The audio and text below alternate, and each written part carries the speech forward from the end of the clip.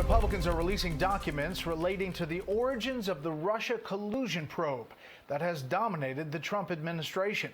We're learning new information about the so-called Steele dossier, which was the foundation document behind what's called Operation Crossfire Hurricane. All of this comes with less than a week left in President Trump's term. Through the material this afternoon, literally hundreds of documents. She joins us now. Judiciary Committee led by Lindsey Graham has just released these documents after being declassified by the president, then cleared for release by the Attorney General. What we're essentially getting here is a whole lot of holes filled in about the origins of the investigation into the Trump campaign's alleged ties to the Russian government. Chairman Graham says in the release, the FISA court was lied to. Exculpatory information was withheld on those being investigated. And the leadership of the FBI under Comey and McCabe was either grossly incompetent or they knowingly allowed tremendous misdeeds. There was a blind eye turned toward any explanation other than the Trump campaign was colluding with foreign powers. In these documents are interview transcripts from 11 government officials who worked on the Russia probe as it launched.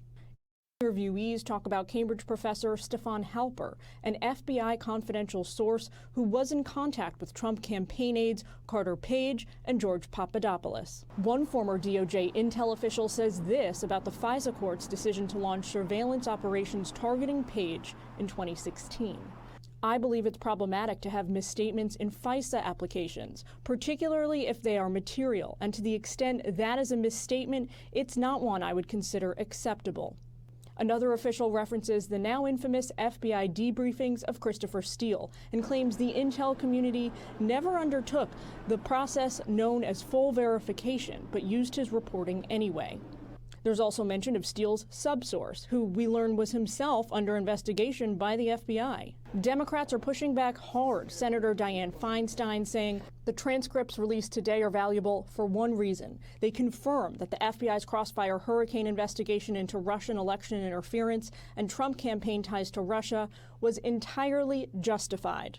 But as President Trump leaves office, his supporters say this is further proof of his mistreatment, something he's complained of all along.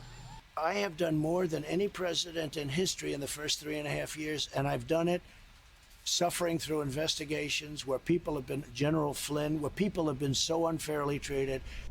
Right now, the Durham investigation, a whole separate Justice Department probe into this very same issue, is continuing. Former Attorney General Bill Barr named John Durham special counsel back in the fall with the expectation he'd be allowed to complete his work sometime during the Biden administration. But so far, Fox News has no word from the Biden team on precisely what their plans are.